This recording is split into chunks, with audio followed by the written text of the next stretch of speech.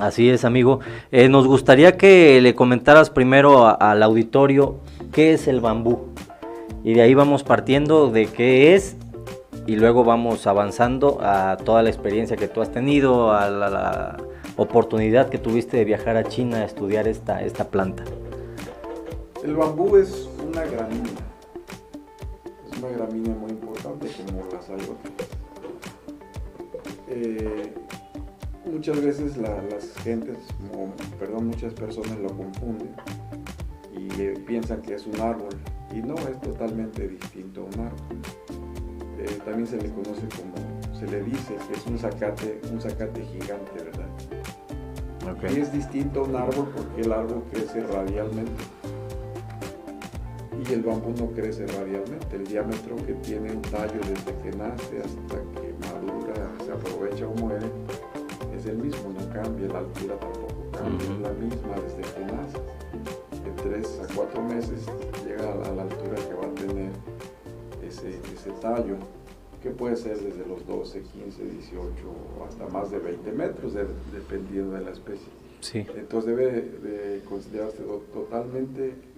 de quedar totalmente claro que el bambú es una gramínea, se le conoce o puede ser también como un zacate gigante y se comporta totalmente distinto a un árbol. No es un árbol, aunque hay especies maderables, se puede maderar, se puede hacer madera entre otras cosas. Perfecto. ¿Cuántas especies están registradas de bambú que hay a nivel nacional internacional y cuántas a nivel nacional, amigo? A nivel del planeta Tierra hay más de 1200 especies. 1200, y digo más de 1200 porque pues las personas que se especializan en identificar las especies, algunos se confunden un poquito, hay ciertas variables o variaciones. Entonces lo vamos a dejar en más de 1200 especies, en más de 60 géneros. Y nosotros en México tenemos también un poco más de 50 especies, entre bambúes nativos, hay bambúes nativos, hay introducidos o exóticos, y hay bambúes endémicos, muy importantes, los bambúes endémicos que también los debemos de rescatar, ¿verdad? Hay algunos incluso que están en peligro de extinción. Y todos tienen un rol muy importante para el medio ambiente. No, pues qué interesante que México tenga también bambúes endémicos. ¿Nos podrías decir, si te viene a la memoria, cuáles son esos bambúes endémicos de México? Por ejemplo, el chusquito.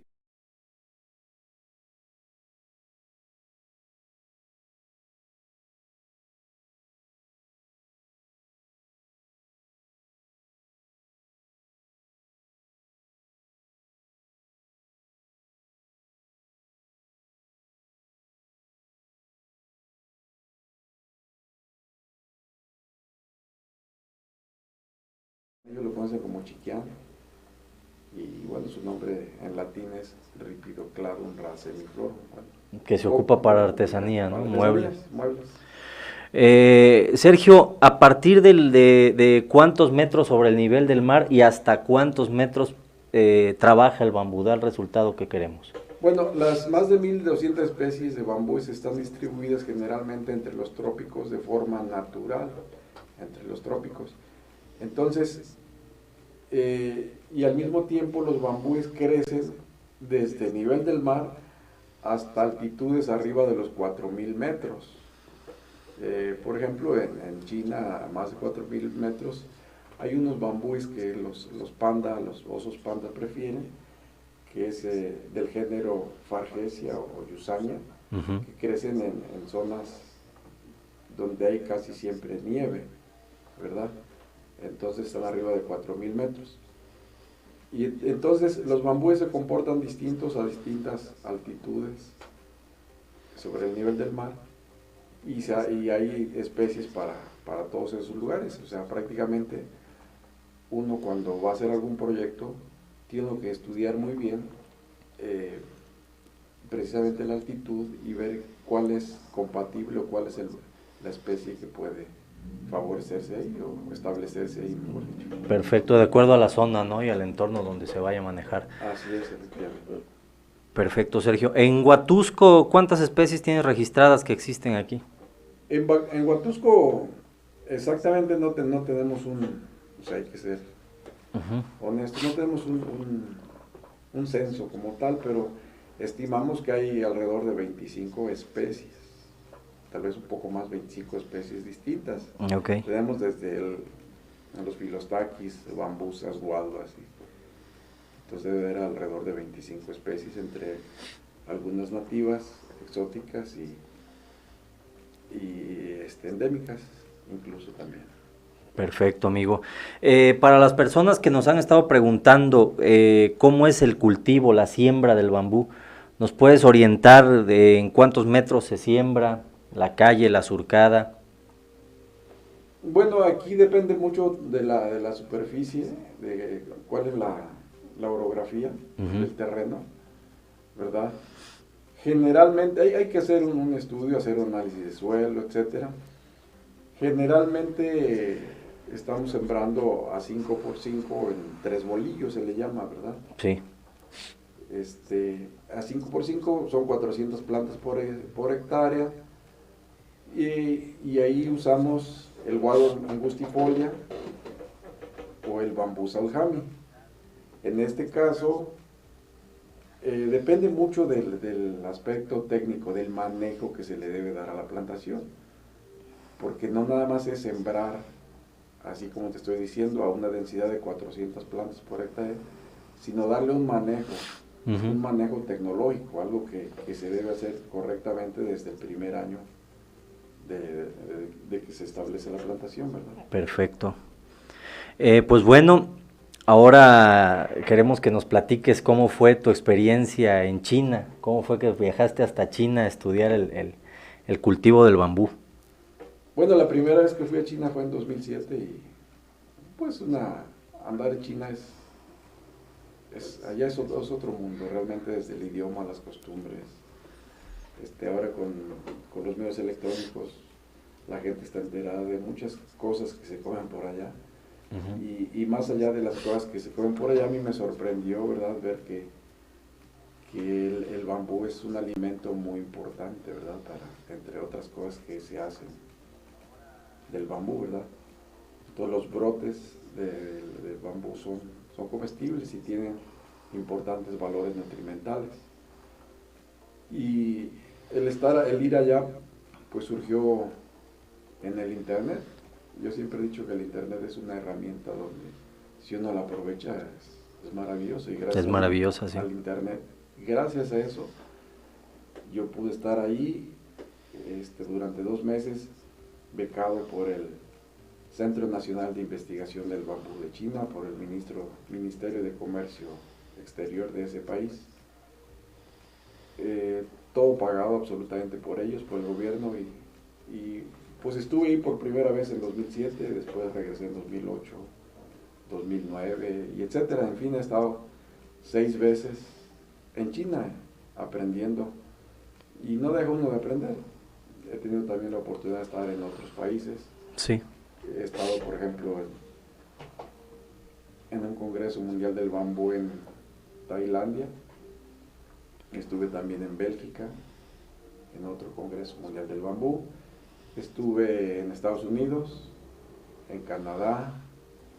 He estado también en Cuba, en Colombia, en Venezuela. En fin, a todos esos lugares me ha llevado el bambú.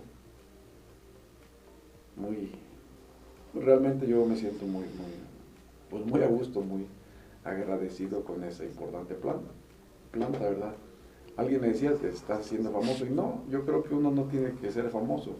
Las famosas son las plantas, las famosas la naturaleza, y nosotros lo único que hacemos es, quienes nos dedicamos o nos identificamos con ciertas plantas que nos apasionan, pues estar ahí, estar al lado de ellas, pero nosotros no somos los famosos son, en todo caso serían ellas a quien debemos de respetar, cuidar y proteger, ¿verdad? Porque así como el bambú, pues hay otras plantas muy importantes, todas son importantes, ¿verdad? Sí. Que nos apoyan mucho con alimentación, casa, etcétera, ¿verdad? Sí, efectivamente. Hablando de esto, de la importancia de todas las plantas y de la importancia de la naturaleza que esa es la famosa, nosotros nomás nos vamos acomodando en todo esto. ¿Qué importancia tiene el bambú en materia de forestal?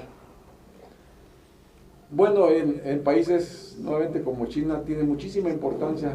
Por ejemplo, en 2015, en la cuestión económica, en el impacto económico, en China se producen más de 1000 productos del bambú. Así, y a lo mejor yo lo reduje para hacerlo literal, más de 1000 productos. Prácticamente lo que tú me puedes decir está hecho de bambú, ¿verdad? Entonces, en 2015 la derrama económica fue de 15 billones de dólares. Ellos tienen más de 7 millones de hectáreas y un poco más de 500 especies de bambúes. Nosotros en México, a pesar del enorme potencial que tenemos como país en cuanto a clima, suelo, situación geográfica, aún no le hemos podido no lo hemos podido aprovechar adecuadamente. Sí. Pero lo podemos ver esto como un potencial, como una oportunidad. Y nosotros, la sociedad civil organizada, quienes amamos esto y quienes hemos tenido la oportunidad de ser capacitados en otros lugares, pues podemos liderar esto, llevar estos proyectos para que impacten en el desarrollo del país, ¿verdad? En el desarrollo forestal, agroeconómico, y que al mismo tiempo apoye al medio ambiente, ¿verdad? Porque el bambú, pues además de aportar beneficios económicos, también acarrea beneficios ambientales, como por ejemplo, reduce drásticamente la erosión del suelo, Sí. por el sistema radicular y por la misma altura que tienen las plantas. A la hora de que cae la lluvia, pues el agua, las gotas de la lluvia amortiguan primero en las ramas, en las hojas. En las hojas, sí. Y así podemos hablar de más beneficios, la captura de CO2, etcétera, ¿verdad? Más beneficios ambientales. La hoja seca también veo que enriquece mucho el suelo. Sí, por supuesto. La hoja seca lo va enriqueciendo el suelo. Ha habido estudios, incluso gente de la UNAM acá en Huatusco, han hecho estudios precisamente sobre esto, sobre cómo va enriqueciéndose el suelo, se va recuperando el suelo. Y claro, esto pues es lento, ¿verdad? No está rápido, tiene que pasar arriba de 10 años para que haya notable impacto en la mejora del suelo. Sí, así es, Sergio. Pues dentro de tantos productos que me nombras de bambú, ahora vemos que hay hasta cepillos de dientes de bambú, palillas, con el rollo ambiental de la prohibición de popotes de plástico que tan dañinos que han sido para el medio ambiente y el impacto que han generado. Vemos que ahora también hay popotes de bambú. Sí, por supuesto, en México estamos haciendo popotes de bambú, estamos haciendo carbón de bambú, ¿verdad? Cuando yo regresé de China, yo anduve buscando acá quién hiciera carbón, encontrar algún carbonero de la gente tradicional que ha hecho el carbón de encino o de otros árboles, y no encontraba. Fui a la zona norte de Veracruz y a ellos les platiqué que quería hacer carbón de bambú con ellos como un experimento, y se reían, ¿no? Se les daba risa de que eso se iba a convertir en pura ceniza. Y no, yo les expliqué cómo, y lo hicimos de manera tradicional, como ellos se acostumbran. Una cosa que le llaman un bolón, que es, se pica todo el bambú y se cubre de tierra, y etcétera. Pero esa es la forma tradicional. Pero como yo ya traía otra idea, yo diseñé unos hornos metálicos donde ya tenemos un termostato, estamos vigilando la curva de carbonización y al mismo tiempo sabemos qué es lo que está pasando ahí y lo hacemos más rápido, y además no tenemos que estar ahí cuidándolo 24 horas como acostumbran los carboneros, sino lo cuidamos 16 horas y nos vamos a descansar 8 horas. No hay que estar ahí 15 días, 2 semanas, sino en 3 días con ese horno metálico que diseñé. Lo hacemos más rápido incluso que hasta los propios hornos que hacen en China, porque es distinto este horno y porque las necesidades y condiciones son otras, no es que quiero no competir con ellos, sino que el proceso es distinto. Yo lo adopté a lo que hay acá en México, ¿verdad? Perfecto. ¿Y cuánta producción se puede sacar de un horno de esos por semana? Podemos sacar, tengo dos tipos de hornos, uno de 150 kilos por semana y otro de 400 kilos por semana. Entonces es una producción muy importante.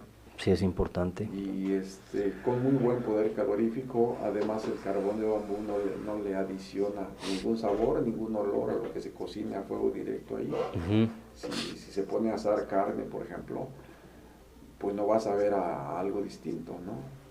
Más que a la propia carne. Y tiene otras ventajas del propio carbón de bambú. Sirve para ponerlo en cestos y tener espacios cerrados para que nos controlen la humedad. Incluso es comestible, se puede uno comer un pedacito de carbón. Tiene ciertos micronutrientes muy importantes. En China a mí me sorprendió ver que nos dijeron que también le agregaban al arroz. Entonces yo tenía esa duda y pregunté nuevamente porque se me hacía pues extraño, ¿no? Y no, ahora ya se lo agregamos a los frijoles. Nosotros no comemos mucho arroz, pero frijoles sí. Sí. A los frijoles, al agua, y tenemos estos en donde quieran, lugares cerrados, en los automóviles. En fin, después del carbón se deriva y se puede hacer vinagre y se puede hacer carbón activado, que son otros temas más amplios y más especializados. Pero es parte de lo que se puede hacer, ¿no? Innovación. Innovación, sí. Aquí es muy importante hacer un llamado a la juventud, a la gente joven. Hay mucha gente joven, creativa, inteligente, dinámica, pues para que se acerque y hagamos cosas a partir de la investigación que ya está hecha. No hay que investigar nada. Hay que, a partir de lo investigado, a veces hay que adaptar las cosas acá, lo que tenemos en México, en nuestro entorno, y hacer nuestras propias innovaciones, vamos a decirle así, o la propia reingeniería, como se le llama, ¿verdad? Entonces se ocupa esa mente joven, esos muchachos dinámicos, para que se acerquen con nosotros y que se vayan encauzando a este tipo de proyectos que son distintos a lo que hay, pues, más allá de lo que tenemos en el campo, para que vayamos juntos en un desarrollo de un país y no dejemos todo como lo hemos dejado siempre a las autoridades, a los gobiernos que pues han hecho lo que pueden o lo que les hemos dejado hacer, ¿verdad? Entonces nosotros como sociedad tenemos que tomar iniciativa, tenemos que participar, y los jóvenes son fundamentales. Entonces aquí invitarlos a que se acerquen, que vean, que investiguen lo que ya hay, que nos pregunten y que se involucren pues en soluciones ambientales y de desarrollo en el campo que tanta falta hace. Sí, efectivamente. Tocando este tema de jóvenes, vemos que pues Huatusco tiene varias universidades, una plantilla estudiantil bastante grande. Enseñarle a los jóvenes, hay muchos que están estudiando ingeniería, yo siempre les pregunto, bueno, jóvenes, ¿y qué ingenian, no?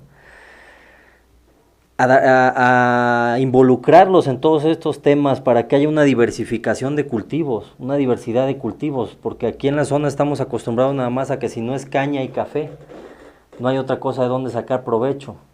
Estamos teniendo una fuga de talentos de jóvenes para otros estados de la República, otros países, cuando aquí tenemos una zona que es tan privilegiada en el clima que tenemos, no tenemos problemas casi de sequía como en otros lugares. Entonces, pues, esos jóvenes que se acerquen a ustedes, en este sentido, a Bambú Soluciones, donde pueden aprender 1000 cosas del producto del bambú, desde su cultivo, su manejo, porque también tiene un manejo el bambú, no nada más se siembra y ahí se deja, también entiendo que lleva podas y lleva poco manejo, pero sí se le tiene que ir dando una poda para que no se crezca nada más por crecer, se amatoje, ¿no? Sí, efectivamente, aquí lo que nos falta y por qué es la respuesta, por qué seguimos con los cultivos tradicionales que ya mencionaste, el café muy tradicional aquí en la zona y donde observamos que incluso hasta el propio café en cuanto a la economía pues se ha ido hacia abajo, ¿verdad? Tú bien sabes, hablamos aquí de los beneficios, no vamos a mencionar números, tú los conoces, los conocemos, había muchos beneficios, solamente vamos a decir que antes había muchos beneficios aquí en la zona y ahora hay muy pocos beneficios de café. Y la caña igual, antes había más ingenios en el estado y ahora hay muy pocos ingenios en el estado, ¿verdad? Y entonces la gente sigue sembrando café y sigue sembrando caña porque hay una industria. Y entonces lo que nos falta acá es que exista una industria, el bambú, y es en la cual estamos trabajando y esperemos de que este año con la nueva administración, pues por decir nueva, ¿no? Pero con la administración actual, mejor dicho, sí, del gobierno del estado, podamos al fin este año ya romper esa inercia que traíamos. Vemos que hay mucho bambú sembrado, mucho en el sentido de que como no hay una industria como tal, la gente no tiene dónde ir a vender ese bambú, entonces observamos también que la gente está un poco desmotivada por eso, porque no hay una industria. Pero repito, esperemos que en este año podamos hablar de manera concreta y específica sobre algún proyecto que andamos trabajando o que estamos trabajando y que esperemos que sea realidad con este gobierno del estado que hoy tenemos, ¿verdad? Sí, pues esa es la esperanza, ¿no? Trabajar en temas de innovación y pues buscar al gobierno como un facilitador para que la tecnología fluya y todo esto podamos llevarlo a un fin que es al que lo queremos llevar, ¿no? Que es la industrialización. Como tú lo manifiestas, tenemos mucho bambú sembrado aquí en la zona. Creo que del país, Huatusco es el que tiene más del 70% de bambú sembrado de todo el país. Pero pues lo que se necesita es dar el siguiente paso, ¿no? La industrialización de ese producto para que la gente se le haga atractivo y vea que puede tener dividendos muy por encima de lo que es la caña y el café, que es a lo que se ha estado acostumbrado todo este tiempo.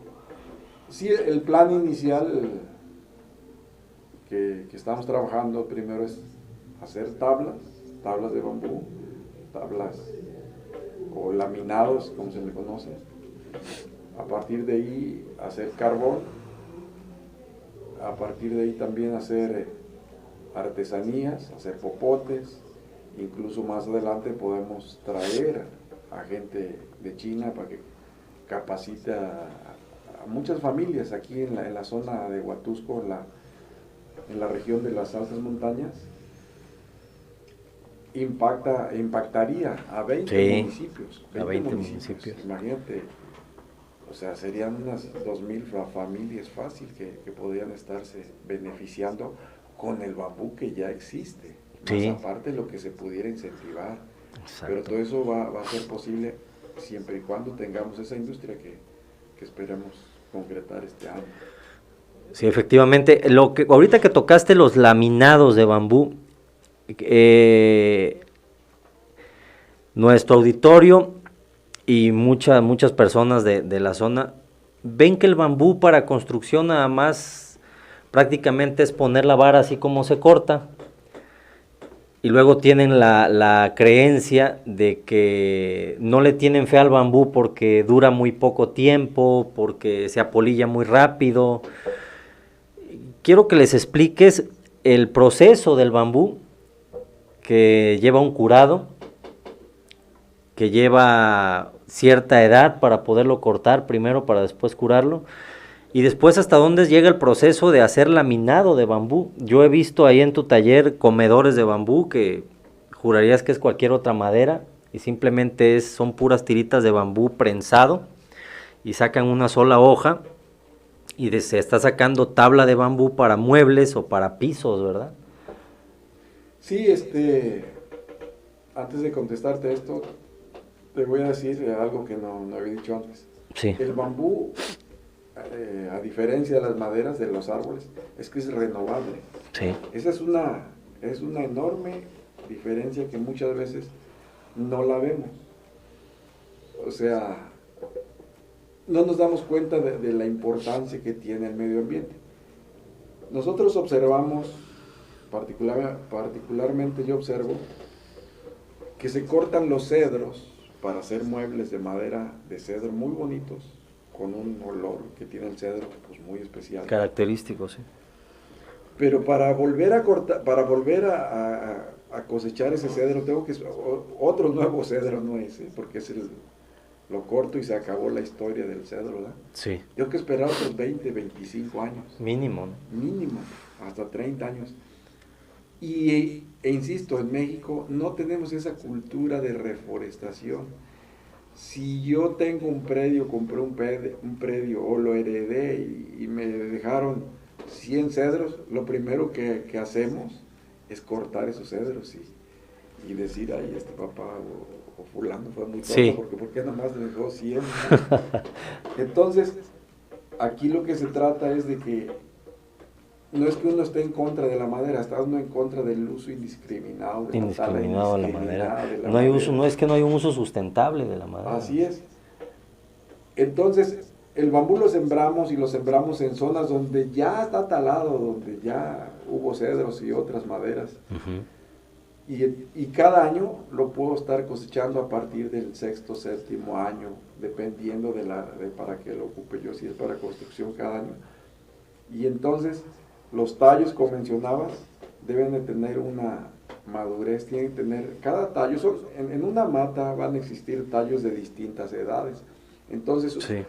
nosotros les enseñamos a la gente cómo pueden llevar un control, cómo saber qué edad tiene cada tallo, de tal manera que se puedan ir cortando para construcción o para laminados, tallos que tengan arriba de 3 años, 3, 4 o 5 años, es lo ideal. Sí. Y a partir de ahí, si lo vamos a usar para construcción en esas casas o cabañas rústicas, se somete a un tratamiento a través de ácido bórico y sales de bórax.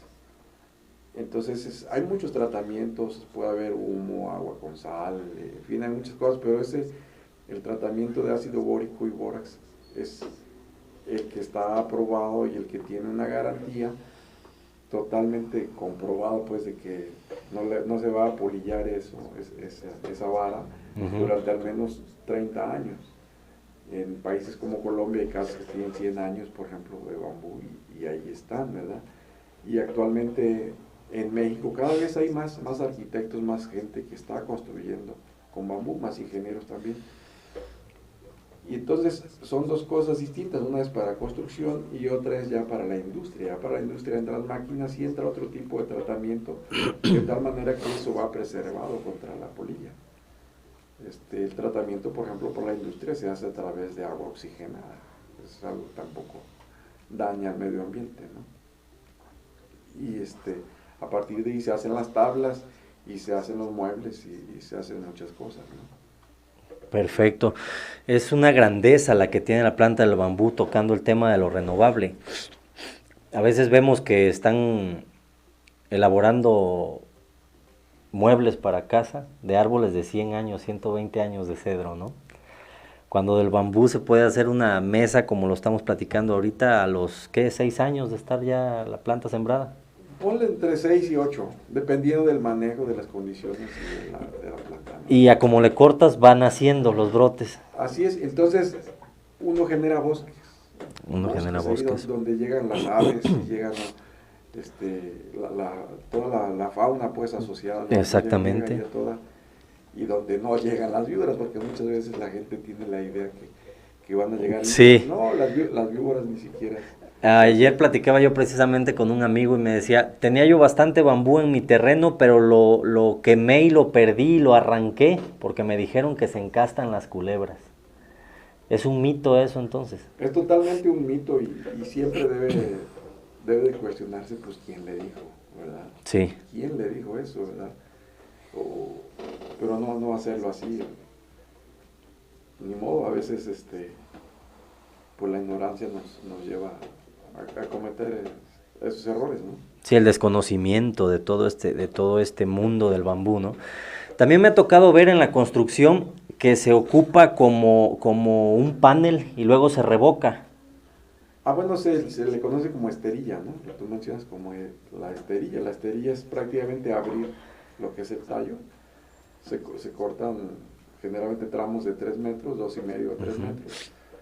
Se le hace un corte longitudinal recto con una sierra y se pica con un hacha en todos los nudos y se abre, una hacha pequeña. Se abre y después se le quitan los entrenudos por dentro, se limpia y se mete al tratamiento contra la polilla. Se seca y ya después se hacen unos muros muy bonitos, se pueden hacer incluso también muebles con esa esterilla. Es algo que se usa mucho, para plafones también se puede hacer con esa esterilla. Y luce muy bien y es económico y sobre todo es renovable, es sustentable. Es renovable. Yo veo que de las maderas más sustentables para la construcción es el bambú. En mi experiencia me dicen, oye, pero si se pica la viga de bambú, pues la quitas y pones otra, ¿no? Sí, pero con el tratamiento que nosotros le hacemos, bueno, no más nosotros, en México y en el mundo se usa ese tratamiento de poner una solución de ácido bórico y bórax al 5%, 2,5 y 2,5 de ácido bórico y 2,5 de bórax. Se meten en un tanque, las varas se dejan con esa solución, lo demás es agua, el 5% es esos productos, lo demás es agua. Se sumergen ahí durante una semana las varas, se sacan, se escurren y se ponen a secar. Primero al sol, después se terminan de secar ya en lo fresco, bajo techo. Entonces, ahí hay una garantía absoluta de que eso no se va a polillar al menos por los 30 años, ¿no? Y hasta ahorita no ha habido ningún problema en eso. Qué bueno, amigo. Fíjate que en los recorridos que hemos dado en la zona, vemos que la parte de los municipios de más abajo, como son Camarón, Soledad, Paso del Macho, todo eso, estuvo una zona por la sequía muy siniestrada. Prácticamente se perdió el 80% de la cosecha que tenían los campesinos de caña de azúcar para este año, para esta zafra. ¿Qué posibilidades hay o qué beneficios traería, tanto ambientales como económicos, el por lo menos en los linderos de donde estaban todos esos cañales empezar a plantar bambú en toda esa zona? Bueno, ahí si los plantamos en los linderos, es conocido, los linderos que tú llamas los camellones, ¿cómo le llaman? Los bardos les dicen allá. Los bardos, como le llaman. Sería muy importante porque ahí primero apoyaría con los vientos, ya es que ahí en estas sí, como cortina rompevientos. Hay suradas, ¿no? Sí. Entonces ayudaría con las suradas.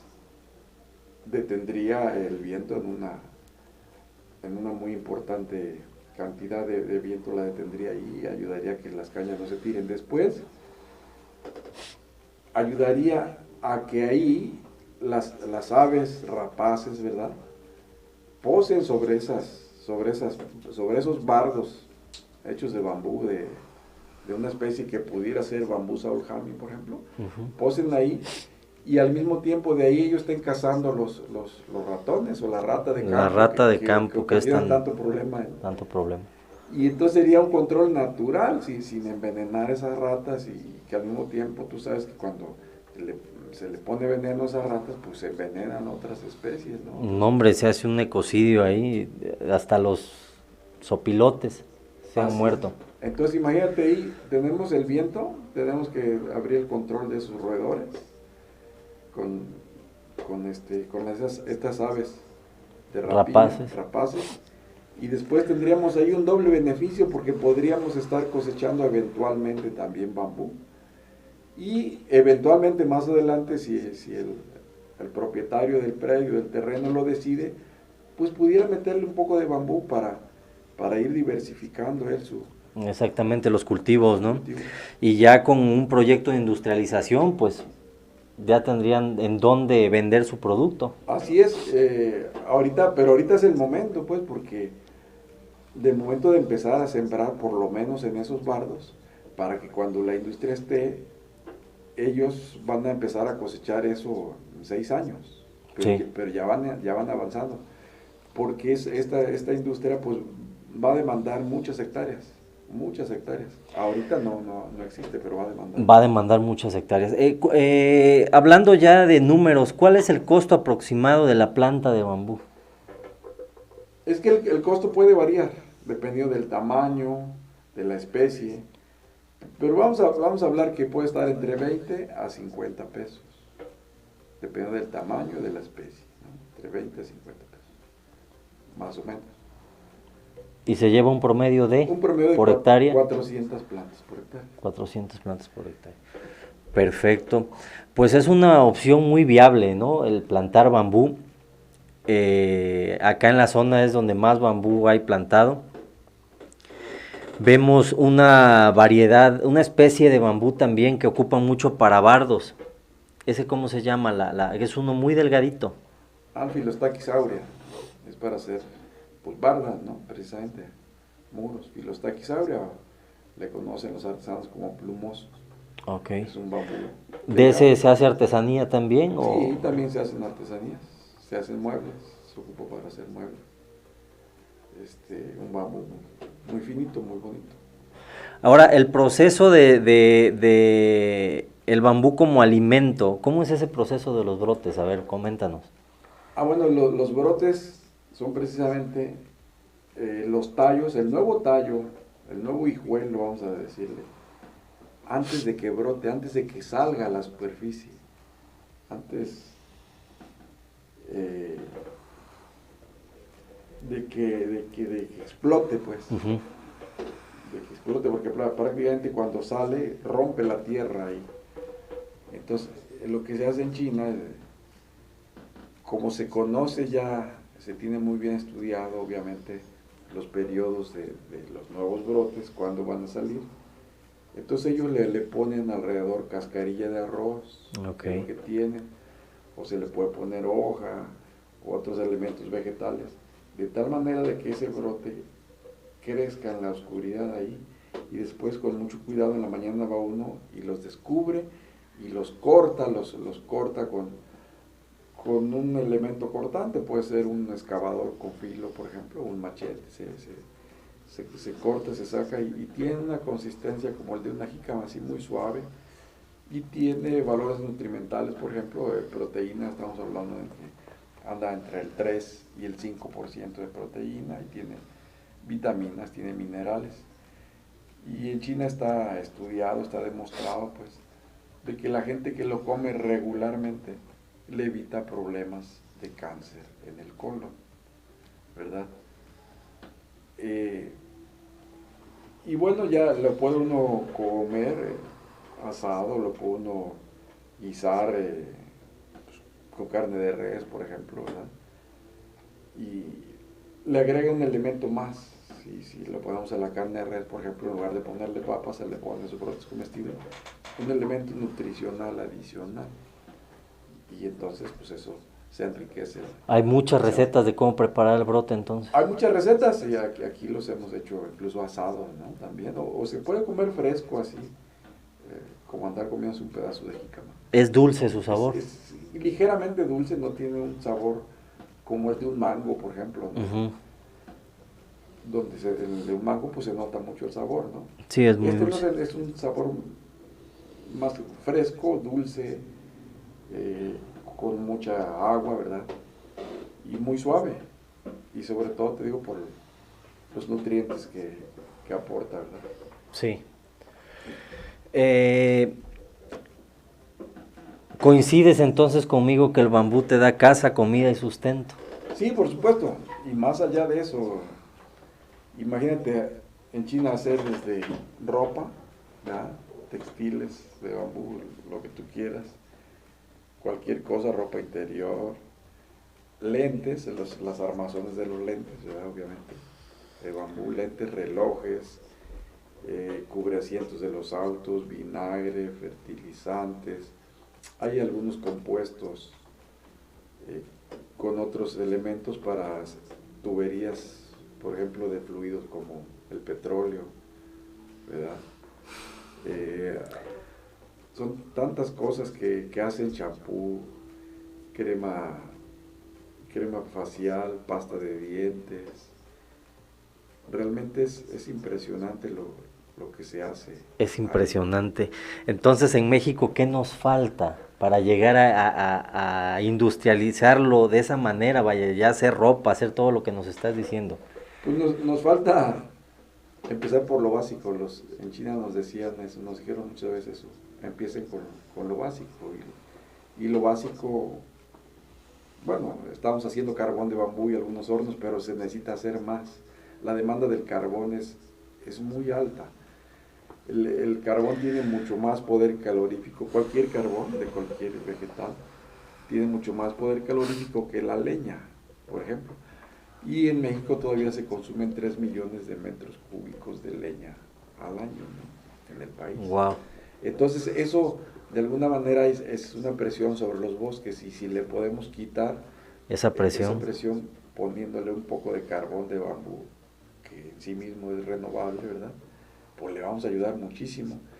Y más allá de las carnes asadas que se hacen, pues no nada más en Monterrey, en todos lados, esa es una demanda muy fuerte, muy importante, pero para eso tiene que existir una industria de tablas, donde además que se haga el carbón, se puede hacer pellets. Los pellets se hacen a partir del aserrín. El aserrín se seca y se comprime, y son como el alimento del ganado, esos como tubitos compactos, ¿no? Uh-huh. Sólidos, como de 8 milímetros de diámetro, y tiene mucho poder calorífico porque ahí va concentrado todo el paquetito que tiene el aserrín. Antes, no sé si te tocó, al menos en mi pueblo sí me tocó, de las carpinterías para calentar el agua, íbamos a comprar, le llamábamos un combustible, que era, básicamente te vendían un envoltorio, un paquete así envuelto en papel periódico de aserrín de las carpinterías, aserrín junto con viruta, ¿verdad? Entonces lo metíamos al calentador, le prendíamos, y eso era suficiente para calentar el agua del calentador, el boiler, como le decíamos, y bañarnos. Y entonces se puede utilizar para eso. Pero para eso y mucho más, tiene mucho más poder calorífico que eso. Wow. Los pellets. Y cabe mencionar, el carbón del bambú no precisamente sería talar las plantas de bambú para hacerlas carbón, sino que sería un subproducto, ¿no? Así es, efectivamente. No sería rentable, porque imagínate, para hacer el carbón de bambú se ocupan más o menos entre 9 a 10 kilos de bambú verde para que salga 1 kilo de carbón. Entonces aquí lo que se pretende es precisamente aprovechar la parte más importante, la que cumpla ciertas características para hacer la madera, y ese es un producto de la parte basal, de la parte baja, la que está más pegada al suelo, ese tramo de hasta de 1 metro, a veces 80 o 1 metro, ese se puede ir separando y ese se mete a carbonizar. Entonces tiene un subproducto, un valor adicional. Un valor adicional, exactamente. En la fábrica, y después el propio aserrín del proceso, pues se convierte en otro subproducto. Y después nos traemos todo el tallo, y de las ramas de una especie, de ahí sacamos los popotes, por ejemplo. Otro subproducto, ya son 3. Ya son 3. Y después podemos sacar los briquettes, ese es otro, las briquetas o briquettes. ¿Qué son? Que sería como de la viruta, vamos a decir. Okay. Ya, el aserrín es la parte fina, muy finita. Sí. Los briquettes ya son la viruta, la parte que es más gruesa, uh-huh. ¿sí? Y entonces ahí se comprime en otra máquina, se seca y se comprime en otra máquina, y ahí no tiene un diámetro de 8 milímetros, ahí puede tener un diámetro hasta de 50 milímetros o de 5 centímetros, ¿no? 5 centímetros de diámetro por largos variables de 10 centímetros, ¿no? Y entonces también tiene muchísimo poder calorífico para sustituir a las leñas, por ejemplo. Wow, me tocó ver en una expo que hiciste hace algunos años, platos, era de hoja del bambú, ¿no? Sí, hay una hoja que se llama hoja caulinar, ¿no? Sí. Es la hoja que va protegiendo al tallo cuando va creciendo. Cuando va brotando, cuando va naciendo, ¿no? Y esa una hoja café, es una hoja que que sirve perfectamente para hacer. Entonces ahí lo que tenemos que hacer es importar, o no la tenemos acá, importar una prensa para hacer esos platos desechables y se acaba el problema del unicel. Se acabaría. Tan dañino que es y cuánto impacto ambiental causa con estos platos. Es la misma hoja, ¿no? Es la misma hoja caulinaria, es una hoja distinta, es una hoja café la que va cubriendo al tallo, que sí. lo va protegiendo a la hora de que se está desarrollando. Sí, sería muy importante. Pues estamos hablando de 1000 cosas que se pueden hacer de esta maravillosa planta que es el bambú, que muchos pensamos que nada más sirve para cortarlo y poner una antena para que agarre buena señal a televisión o para hacer un corralito, ¿no? Pero pues ya en este pequeño espacio vimos un poquito de lo mucho que se puede hacer con el bambú. Pues Sergio, no resta más que agradecer tu presencia, que nos hayas dado esta pequeña introducción hacia el mundo del bambú. Esperamos tenerte de vuelta. Muchas gracias por haber participado con nosotros en este programa. Gracias a ti, Luis, al equipo aquí de producción. Realmente solo me resta corresponder el agradecimiento y darles mis detalles de contacto si alguno de ustedes desea que se le amplíe la información, que se le amplíen las dudas. No, que le despejemos cualquier duda, no, que se le amplíen las dudas. Relativo al tema del que hablamos. Me pueden encontrar ahí en el correo bambuimagen@yahoo.com.mx. ¿Otra vez? A ver, lo repito, bambú con la B de bueno de bambú, las dos, con minúsculas, sin acento, bambuimagen, todo junto, @yahoo.com.mx. O me pueden llamar al celular o enviarme algún WhatsApp al 235 101 70 20. Le repito, al teléfono 235 101 70 20, ahí estamos para atenderlos. Perfecto, amigo. Muchas gracias y gracias al auditorio. Les recordamos que todos los lunes a las 6 de la tarde vamos a tener un tema siempre relacionado con el medio ambiente, porque para nosotros lo más importante y el cimiento donde estamos parados se llama medio ambiente, se llama planeta Tierra, y vamos a buscar soluciones para hacer de este planeta un poquito más agradable y tener una vida mejor. Les saluda su amigo Luis Tres, nos vemos la próxima.